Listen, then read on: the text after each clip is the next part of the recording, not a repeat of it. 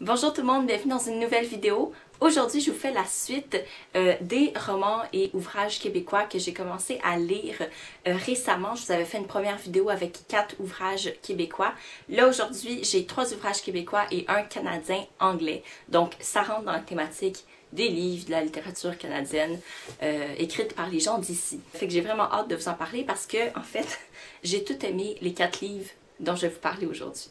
Le premier, je me le suis procuré au Festival de BD de Montréal et en fait, c'est Emmache qui m'a encouragée sans le savoir à me le procurer parce qu'elle est fan de cet auteur et là, je me suis dit pourquoi pas. Donc, je me suis procuré le volume 2 des Boomeries de Boom, qui était la dessinatrice officielle des posters de publicité du Festival 2017. Puis en PDF, j'ai reçu le volume 1. Donc je vais vous parler du volume 1 et 2, mais en vous montrant physiquement seulement le 2 que j'ai avec moi.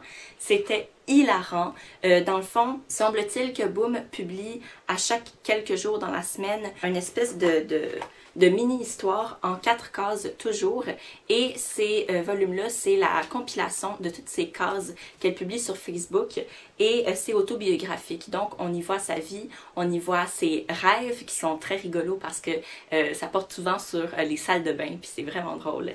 On y voit sa relation avec son copain, les deux sont fans de jeux vidéo. C'est juste... quand on se dit, ok, je vais lire la vie de quelqu'un, ça va être autobiographique, je me demande, est-ce que lire la vie de quelqu'un, ça va être intéressant? C'est beau de voir les images et le travail artistique, mais après ça, est-ce que le contenu va tenir? Oui, effectivement, pour moi, ça tenait très très bien. C'était passionnant de voir des petits morceaux de sa journée, et c'était plutôt des états d'esprit ou un événement qui se passe qui est toujours vraiment drôle. Quand il pleut, puis notre parapluie s'arrache, ou d'autres affaires, puis elle a une manière de mettre en scène ce qui se déroule dans la chose qu'elle veut dire en 4 vignettes, qui est vraiment simple et drôle parce que c'est tellement simple. Je veux dire, pas besoin de grands mots ou de choses grandioses pour dire qu'est-ce qui se passe. Puis elle est capable de faire des liens entre deux choses qui font que le produit final est drôle. Donc bref, cette petite BD-là, c'est un retour dans la réalité, mais pour en rire, pour sourire. Il y a des moments vraiment cute, d'autres qui m'ont fait rire aux larmes. Je pense que j'ai dit rire beaucoup trop de fois. Mais bref, ça fait vraiment du bien comme BD. C'est vraiment positif l'effet que ça a. Dernier point que j'ai oublié de mentionner, Boom a pas peur de... comment on dit ça? De promouvoir le travail de ses amis BDistes. À certains moments dans la BD, elle va juste mettre une vignette, une série de 4 vignettes dessinées par ses amis, même une par son copain à un moment donné. Et ça, c'est quelque chose que j'ai tellement apprécié. J'ai jamais vu ça dans une autre BD. C'est vraiment chouette de parler de ses amis comme ça, puis d'encourager le monde de la BD à grandir ensemble, tout le monde ensemble, et pas en se pilant sur la tête les uns sur les autres. Fait que bref, j'apprécie beaucoup l'auteur, sa vision du monde. Ah oui, puis encore, dernier détail, je pense qu'elle a 8 volumes en ce moment. Moi, j'ai juste lu le 1 puis le 2, fait que j'ai de la lecture à faire. Ensuite de ça, je me suis tout de suite jetée sur le deuxième ouvrage que j'ai lu de Gillian Tamaki, et là qu'elle a aussi créé avec Mariko Tamaki qui faisait le texte. Donc il s'agit de This One Summer.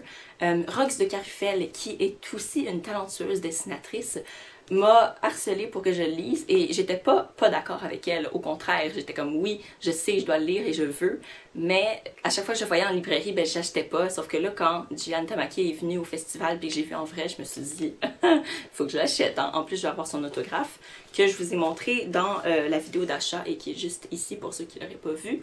Je l'ai rencontrée en vrai, c'est une personne, une jeune femme formidable. Elle a fait peace quand on a pris une photo ensemble, puis c'est mon truc de faire peace, fait que j'étais comme tellement heureuse qu'elle le fasse pour moi parce que moi je pouvais pas parce que je tenais mon livre.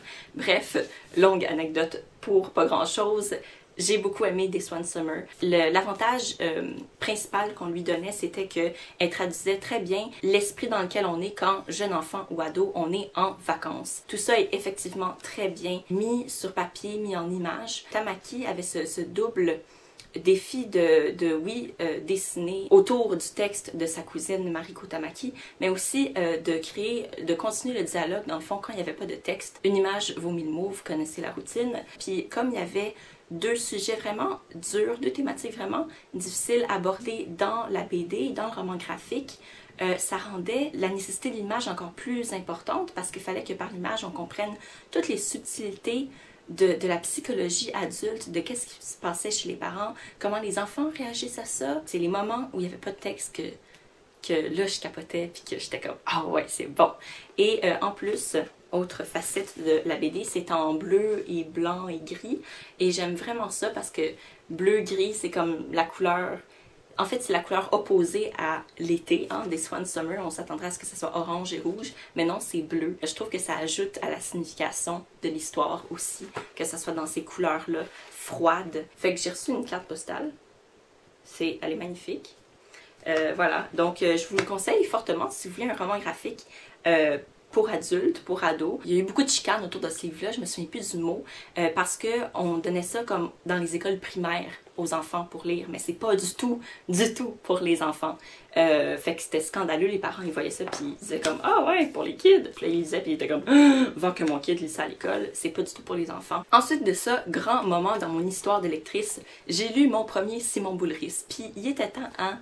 Ça fait longtemps que j'entends parler de lui. La première fois que je l'ai vu, il est venu à mon cégep à Saint-Laurent nous faire une petite rencontre et j'ai vu que c'était un jeune homme vraiment dynamique. J'ai constaté que c'était un Balzac des temps modernes parce qu'il publie à chaque année. Et ce qu'il fait est généralement bon, semble-t-il, mais encore là, je pouvais pas dire parce que je l'avais jamais lu. Moi, je me suis pris un roman pour ado. Je ne conseillerais pas ça à un enfant. Je me suis pris un roman pour ado qui, à première vue, semblait être une réécriture de Cendrillon. Mais plus on avance dans le texte, dès les premières pages du texte, on se rend compte que oui, c'est une réécriture, mais qui se veut... je sais pas qu'est-ce qu'elle se veut, mais genre... Elle s'en écarte beaucoup. Comme elle sert d'éléments de Cendrillon, mais après ça, elle s'en va ailleurs complètement. C'est super bon. Donc, je vous le présente sans plus tarder. Il s'agit de Javotte, publié aux éditions Nomade. Donc, Javotte, qui s'appelle bien Javotte, a une maman qui s'appelle bien Madame Trémène.